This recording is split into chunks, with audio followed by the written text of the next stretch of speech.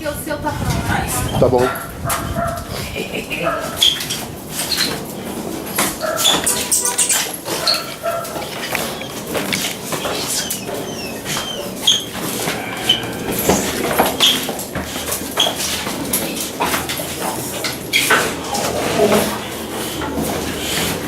Outro dia os dentes dele estavam sangrando, então hoje vamos falar ele sem o dente, né?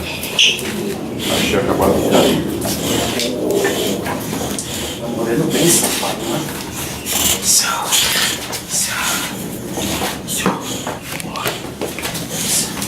Isso!